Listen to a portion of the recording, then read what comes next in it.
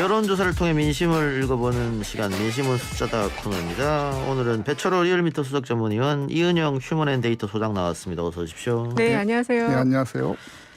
자, 대선 국면이니까 대선 주자 지지율부터 살펴보죠.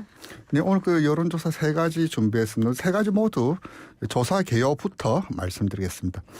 JTBC 리얼미터로 7월 3, 4일 지난 주말이었죠. 이틀 동안 전국 1,015명을 대상으로 한 조사가 있었고요. 오마이뉴스 의뢰로 리얼미터가 어제-그제 7월 6, 7일 전국 1,006명을 대상으로 진행했습니다.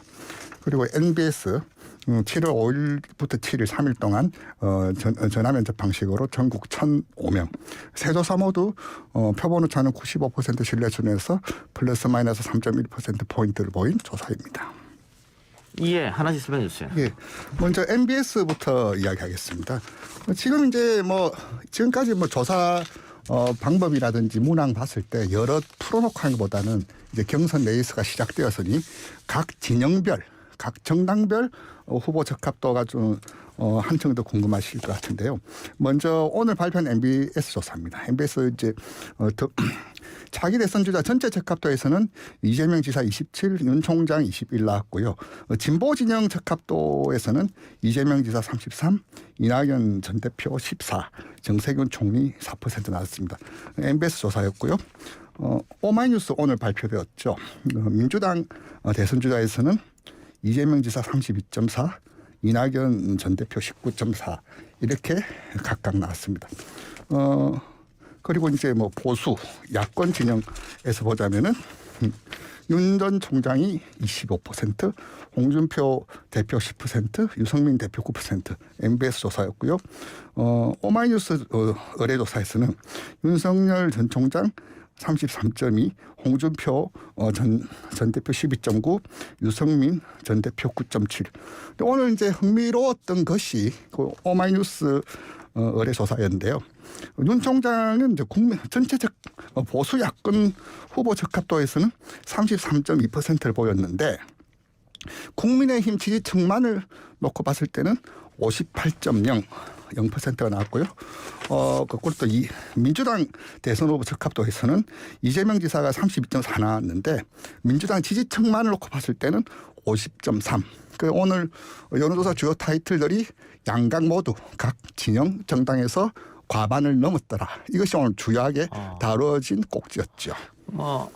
앞으로 이렇게 몰리는 것은 당분간은 좀 계속 추세가 이어질 것 같고요. 그렇죠. 이제 톱에게 쏠리는 것은 이제 당연하고 또 이제 그만큼 이제 선두 주자가 공세를 또 얼만큼 잘 막아내느냐. 이제 공방이 어떻게 펼쳐질지도 이제 레이스를 지켜보는 재밌는 포인트겠죠. 오늘 발표된 MBS 조사를 보면 양자 대결에서 이재명, 윤석열이 10%포인트 차이로 이재명이 앞서고 있고 다자 대결 구도에서는 6%포인트 앞서고 있는데 이게 지난번 조사보다는 이재명 지사가 좀 앞선단 말이에요. 이은영 소장님 어떻게 보십니까? 여러 가지 악재 때문에 윤석열 총장의 지지율이 빠진다 이렇게 봐도 되는 겁니까? 예, 일단 좀 빠지고는 있는데요. 그래도 생각보다는 조금 덜 빠지고 있는 흐름으로 나타나고 있고요. 예. 그리고 이재명 지사 같은 경우는 사실 이제 당내 경선 과정에서 본인의 칼날을 조금 드러내지 못했어요. 그런데 예. 지난번 2차 토론인가 그때 바지 발언을 통해서 약간 본인의 칼라가 드러나고 또 추미애 후보께서 지지율 좀 3위로 치고 올라오면서 다시 좀 활력이 생기는 그런 모습으로 나타나고 있습니다. 예. 아까 전에 JTBC 조사 말씀해 주셨잖아요. JTBC 리얼미터 조사. 네. 그 조사를 보면 이 지사 지지율이 좀 빠지고 빠진 지지율이 이낙연 추미애로 온 것 같더라고요. 네, 그래서 지금 이제 이재명 지사는 아까 이 소장님 포인트 지적해 주셨는데 이를테면 이재명 다음을 좀 잃지 않았나. 박용진 후보 같은 경우는 김 빠진 사이다다 이렇게 표현하셨는데 결국 이제 형수 욕설 논란이라든지 여배우 스캔들이 예고된 악재였는데 이것에 좀 대응이 좀 미진하지 않았나, 부족하지 않았나 그런 평가가 좀 지지율 하방 압력 내지는 좀 조정을 맞는 요인으로 보여지고요. 거꾸로 이제 추미애 전 장관 같은 경우는 그분 팬덤도 만만치 않게 강한 층이 있거든요. 예. 그리고 이낙연 전 대표가 좀 많이 빠졌지만 그래도 나름 펀더먼털이라든지 새가 있는데 정리하자면은 이재명 지사는 조정 내지는 소폭 하락. 이제 이낙연 전 대표 추미애 전 장관은 이제 좀 다지면서 좀 윗방향으로 좀 올라오려고 하는 모습 그렇게 국면을 정리할 수 있겠습니다. 예. 추미애 전 장관의 어떤 지지율 상승 앞으로 더 있으리라고 보십니까? 예, 제가 볼 때는 이제 그 컷오프 이후에 순회 경선이 이루어지면은 지지율 상승이 더 있을 것으로 보여지고요. 현재 지금 빅4 형태를 띠고 있는데 정세균 전 총리가 단일화 이후에 어떤 본인의 지지율을 더 상승시키지 못했어요. 특히 예. 그 리얼미터 오마이 조사를 보면은 전체 지지율보다 그 민주당 지지층에서 지지율이 더 높은 후보가 3명이거든요. 예. 이재명, 이낙연, 추미애. 그래서 이게 빅4에서 빅3로 가는 형태로 나타날 가능성이 있고 또 이제 순회 경선을 하다 보면 이제 호남에서의 지지율이 굉장히 중요한데 예? 사실 이제 이재명 지사를 지금 그 1대7이라는 토론 그런 이재명 청문회냐 이런 얘기가 나왔잖아요. 예. 그래서 지금 그 정세균 총리와 이낙연 전 총리가 단일화를 하는 경우는 호남을 염두에 둔 단일화를 할 것으로 보여지는데 사실 지금 호남 지지율을 보면은 이재명 지사가 앞서고 있거든요. 예. 이낙연 후보 전 총리를. 그래서 그 단일화 효과가 과연 있을지 그리고 그 순회 경선을 하게 되면 호남에서 또 추미애 후보가 가져올 수 있는 지지율이 있거든요. 그래서 사실 지금 전체적으로 민주당 구도는 지금 뭐 경선의 흥행이 조금 불이 붙었다라고 볼 수 있을 것 같습니다. 예.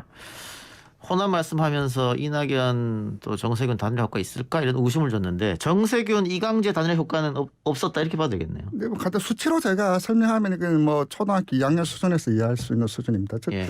JTBC 의뢰로 그래서 2주 전에 저 조사를 했었는데요. 지난 주말에 이제 단일화 했지 않습니까? 예.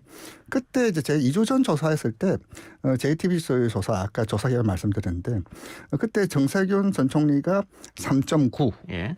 이광재 의원이 2.2, 합 이렇게 6.1이었거든요. 예. 그 이번 조사에서 그 정세균 총리는 6.0 없더라가 결론입니다. 저희 이제 단일화를 하면은 플러스 알파도 있고 마이너스 베타도 있어요. 예. 합치면 관심을 모이고 되는갑다 뭐 어떻게 될까 관심이 모이면 살이 붙으면서 플러스 알파가 있고 예. 마이너스 베타도 있죠. 이를테면 나는 거기 동의 못하겠어. 근데 이게 딱 그것도 저것도 아닌 딱 단순합 정도 딱 나왔다. 저 이제 단일화 효과는 그다지 보이지 않더라. 이렇게 좀 정리할 수 있겠습니다. 알겠습니다. 자, 윤석열 전 총장 야권에서 1위 후보인데 엑스파일 또 장모 유죄 판결 또 아내 논란 그리고 뭐 이제 정부 라인이나 공보 라인의 부족함 계속 악재가 나오고 있습니다만 아까 이은영 소장 말처럼 생각보다는 덜 빠지고 있다. 네. 이건 이유는 어디 있다고 보세요? 일단은 지금 윤석열 전 총장 지지율 자체가 반문연대 성격이 좀 강하거든요. 예. 그리고 지금 정권 교체를 하고 싶다는 의향이 절반이 넘어가고 있어요. 그래서 지금 여러 가지 악재들이 나타나고 있음에도 지지율이 생각보다 많이 빠지지 않고 있는 상황이고 이 지지율은 호감도를 거쳐서 지지율이 형성되는 거여서 예. 아직은 그 인간적인 어떤 호감도를 가지고 지지를 했기 때문에 손절의 시기는 아직은 아니다라고 지지층들이 보고 있는 것 같습니다. 예. 근데 뭐 최근에 후쿠시마 오염수 발언이라든가 또 모자에 탄소 중심이라고 잘못 적혀 있는 이런 것들은 제가 아까 뭐 이제 정무 라인이나 공보 라인이 부족하다 바로 이런 것들이거든요. 네. 이걸 지적한 사람이 아무도 없었느냐. 그래서 좀 보호를 당에 들어서 받으면은 오히려 지지율이 좀 유지될 것 같은데. 그런 면도 좀 있을 것 같아요. 지금 좀 어이없는 어처구니 없는 실수들을 지금 계속 하고 있는 상황이어서 예. 좀 보호를 받는 게 필요한데 제가 볼 때는 본인이 지지율이 좀 한 20% 이하로 빠지기 전까지는 당에는 안 들어갈 것 같습니다. 왜냐하면 아직 그 이 정치 지형에 자기가 좀 익숙하지 않거든요. 그래서 예. 지금 탐색전을 벌이고 있는 시기라고 볼 수 있을 것 같아요. 예.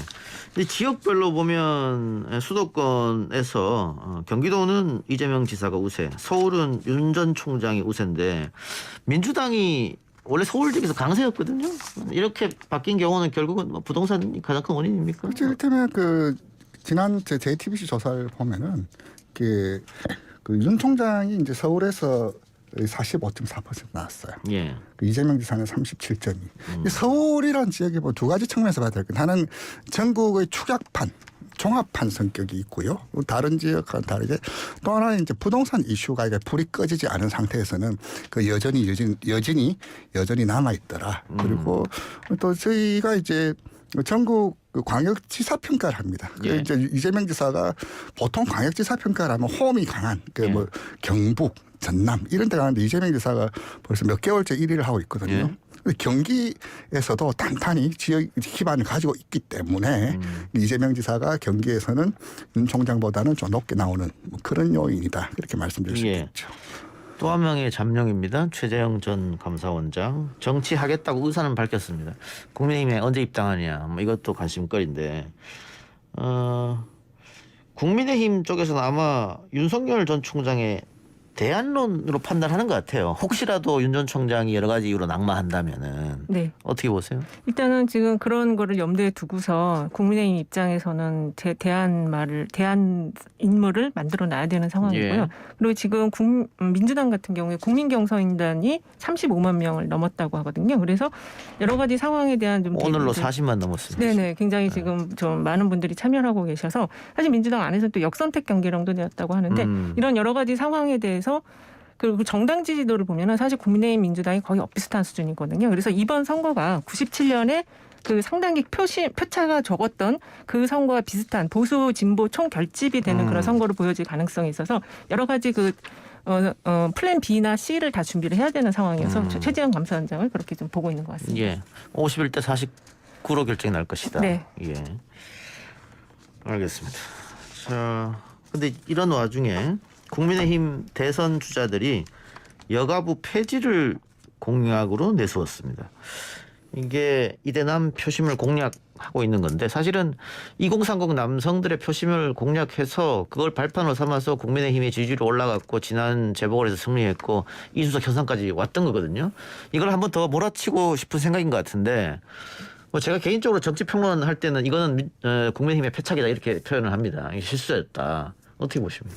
그래서 제가 예를 들자면 저희가 이제 전국 광역지사 평가도 하지만 전국 부처 평가도 하거든요. 예. 항상 보면 여가부, 국방부, 법무부 늘 하위권에서 이제 뭐 꼴찌 경쟁을 하고 있는데 비유를 들자면 공부 못한다고 호적에서 팔 수는 없는 거거든요. 물론 뭐 여가부가 여가부답지 못하다는 지적은 오랫동안 있었고 특히 이제 지난 뭐 국정감사 때 이제 이렇게 오거돈 박은수 사건 때 뭐 온 국민이 뭐 집단 성인지 학습기 이건 뭐 상식 밖의 발언이죠. 그렇다고 해서 과연 여가부를 뭐 폐지, 없애라 할 정도까지인가.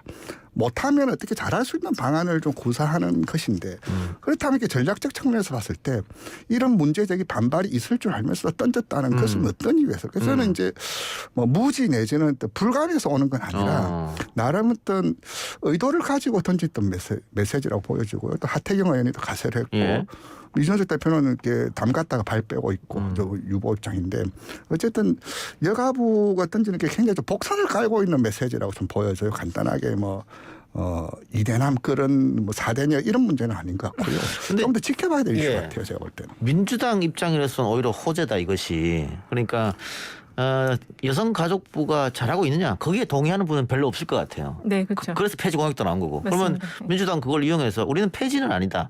뭐 조직을 슬림하게 한다든가 아까 김종민 의원처럼 이름을 바꾸겠다든가 성평등 뭐 이렇게 이런 식으로 그런 걸 대안으로 내세우면 국민의힘보다는 전략적으로 낫지 않겠느냐. 네, 맞습니다. 지금 이대남 문제도 심각하지만 이대녀가 지금 윤석열 총장에 대한 지지율도 심각하거든요. 아까 글로벌 리서치가 말씀하셨는데 거의 10%도 안 돼요. 그래서 사실은 이게 정부 조직 개편 수요는 여가부가 예전부터 있었고 지금 주택부가 오히려 더 민생과 더 관련된 정부 조직 개편 수요인데 여가부를 먼저 꺼냈고 이걸 유승민 전 대표가 먼저 꺼냈다는 거에 대해서 당내에 좀 분란이 좀 생기고 있는 것 같습니다. 예. 그러니까 당내에서 지금 여러 가지 이야기가 나오고 있는 것 같아요. 이 문제 가지고 뭐 정책적으로 사실은 뭐 논쟁하는 건 나쁜 건 아닙니다만 대권 후보 대선 주자들이 정반대 이야기를 하고 있는 그런 상황에서 앞으로 조금 더 논쟁해서 나아갈 부분이긴 한데 일단 국민의힘에서 이렇게 나온 것은 뭐 복선이 깔려 있다. 단순히 이대남 문제는 아니라고 이제 말씀드렸습니다. 네, 저는 그렇게. 예. 그 문재인 정부가 탄생할 때 문재인 대통령이 페미니스트 대통령이 되겠다 뭐 이런 얘기를 했기 때문에 그에 대한 반발이 분명히 있거든요. 그렇죠. 그걸 또 노리는 건 아닌가. 여러 가지 좀 노림수가 이게 휘발성이라든지 파장의 크기를 모르고 던졌을 만큼의 어떤 정치적 식견이나 정무적 감각이 없는 분이 아니라고 보거든요. 물론 뭐 대안을 대통령 직속 체계로 하겠다 하지만 이게 지금 이슈가 묘하게 지금 흘러가고 있는데 저도 이렇게 전개가 어떻게 될지 뭐 정부 조직 뭐 부처 개편하고도 관련돼 있지만은 여러 가지 이렇게 던져서 남는다라는 판단이 있었기 때문에 던졌을 텐데 아니 그 셈법이 근거가 무엇인지 저도 궁금하고요. 좀 이게 좀 지켜보면 이렇게 아마 어쨌든 정면이 제대로 불은 제대로 붙은 것 같아요. 이 이슈가. 왜냐면 일단은 윤석열 전 총장이 이거 반대했잖아요. 어허. 예, 그러니까 이제 이슈가 당내에서 붙을 수가 있는 거죠. 예. 그 민주당의 박진영 전 대변인이 이 문제 가지고 이야기하면서 이게 하태경, 유승민 이른바 탈당파들이 꺼냈단 말이죠. 그렇죠. 예. 경선용이다 이거는. 경선 지나면은 사라질 이슈다. 경선용으로 지금 어쨌든 하태경, 유승민 예비 후보들은 지지율이 다른 후보보다 뒤처지니까 네. 이걸로 판을 흔들고 그리고 이제 자신의 지지율을 좀 얻고 그리고 경선 끝나고는 사라질 그런 공약이다. 이렇게 진단했는데 거기 혹시 동의하십니까? 네, 그런 시각으로도 볼 수 있을 것 같습니다. 어떻게? 왜냐면은 일단은 그 지금 유승민 후보가 지금 3위예요. 근데 홍준표 후보가 그 앞에 있는데 넘어갈 수 있을까 조금 그 좀 부정적으로 보여지거든요. 그래서 예. 뭔가 이슈를 지금 만들어야 될 입장이어서 그럴 수 있을 것 같습니다. 참 상대적으로 흥미로운 분석이고 뭐 쉽사리면 동의 여부를 말씀 못 드린 게 저도 이제 좀 고민하고 생각해보고 이제 말씀드릴 수 있는 상황인 것 같습니다. 저도 한번 그 내용 한번 좀 찬찬히 한번 더 보겠습니다. 근데 이제 정치인들이 내가 많이 뒤처진다. 그럴 때 할 수 있는 방법이 네거티브, 상대의 약점을 공격하는 거. 두 번째는 이 판을 흔들 수 있는 흔들기죠. 정책을 갖고 오는 거거든요. 흔들기죠. 그냥 집중이 되는 거죠. 그렇죠.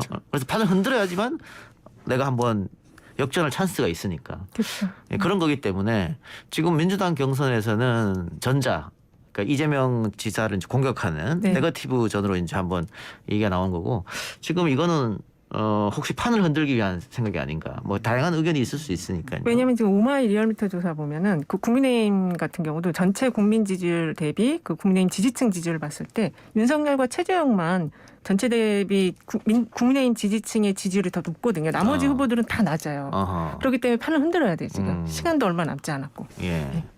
알겠습니다. 이런 거 보면 정치가 참 재밌어요. 오늘 두 분 말씀 여기까지 듣겠습니다. 지금까지 이은영 휴먼앤데이터 소장 그리고 배철호 리얼미터 수석 전문의였습니다. 고맙습니다. 네, 감사합니다. 네, 감사합니다.